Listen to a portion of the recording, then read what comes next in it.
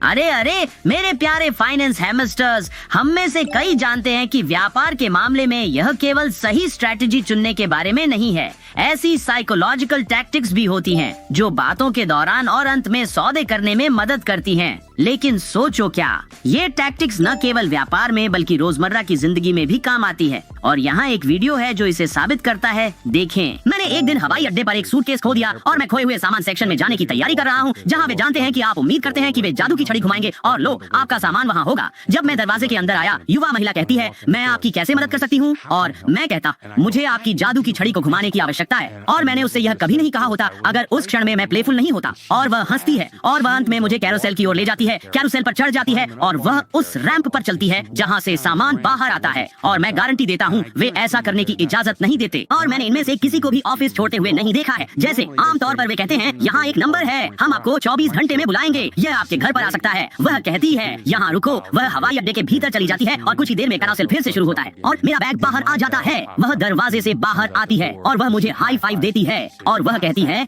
जादुई छड़ी की तरह कैसा लगा? यह चौंकाने वाला है कि आप लोगों से क्या करवा सकते हैं अगर आप उन्हें सही तरीके से हिट करें। क्या यह एक दिल छू लेने वाली कहानी नहीं है? लेकिन इसमें भी बहुत विजडम है। जब हम लोगों के साथ विनम्र होते हैं या उन्हें हंसाते हैं तो स्वाभाविक रूप से हम उन्हें हमारे आसपास अधिक आरामदायक महसूस कराते हैं। और यह केवल सौदे बंद करने या अच्छे संबंध बनाए रखने में ही मदद नहीं करता, यह हमें मजबूत लीडर्स में बदल देता है जो जानते हैं कि अपनी टीम को कैसे प्रेरित किया जाए।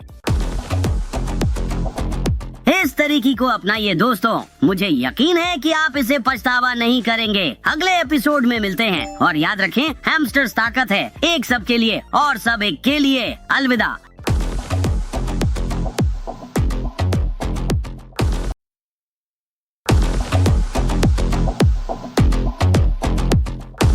हेलो मेरे वित्त प्रेमी हैमस्टर्स, क्या आपने कभी विचार किया है कि धनी लोग इतने समृद्ध कैसे बने? क्या दुनिया के सफल लोगों के पास ऐसे लाभ हैं जो दूसरों के पास नहीं होते? क्या यह पूरी तरह से सही शिक्षा के बारे में है या धनी परिवार में पैदा होना ही राज है?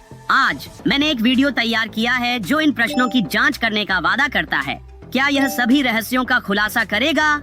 चलो इसे देखें। जब आप अमीर लोगों को देखते हैं, यार वे दो टेक्स्ट मैसेजेस भेजते हैं, कुछ खास नहीं करते, 3 टेक्स्ट मैसेजेस भेजते हैं, यहाँ और वहाँ सौदे करते हैं। और वे इतना आगे क्यों हैं? क्योंकि वे कुछ जानते हैं जो आप नहीं जानते। और यह कठिन परिश्रम के बारे में नहीं है, यह इस बात पर निर्भर करता है कि आप अपनी मानसिकता को कैसे स्थापित करते हैं, आप कैसे सोचते हैं और कैसे कार्य करते हैं। क्यों जेपी मॉर्गन के सीईओ जेमी डायमंड 27 साल की उम्र में वॉरेन बफेट के साथ 100 करोड़ के सौदे कर रहे हैं और अन्य 27 वर्षीय मैकडॉनल्ड्स में काम कर रहे हैं? ऐसा अंतर क्यों है? यहाँ बहुत बड़ा अंतर है और यह बिल्कुल सामने है।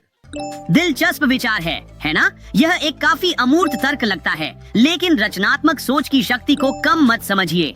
अक्सर जहां अधिकांश लोग संकट और नकारात्मकता देखते हैं, कुछ लोग ऐसी परिस्थितियों में अवसर देख सकते हैं। मैं एक और बात की ओर भी इशारा करना चाहूँगा। यदि आप खुद को मैकडॉनल्ड्स में काम करते हुए पाते हैं तो निराश ना हो। कई इसे कम कौशल वाला काम मानते हैं, फिर भी वहाँ काम करके आप पहली नजर में देख सकते हैं और समझ सकते हैं कि एक आधुनिक और अत्यंत सफल फास्ट फूड उद्योग कैसे संचालित होता है, जो अमूल्य अंतर्दृष्टि है। इसलिए अलग हटके सोचने का प्रयास करें, हमेशा हर चीज में सकारात्मकता खोजें और मुझे विश्वास है कि सफलता आपके बस करीब ही है दोस्तों। अगले एपिसोड में मिलते हैं और याद रखिए, हैमस्टर्स ताकतवर होते हैं, हम सब एक साथ हैं और एक दूसरे के लिए है। अलविदा।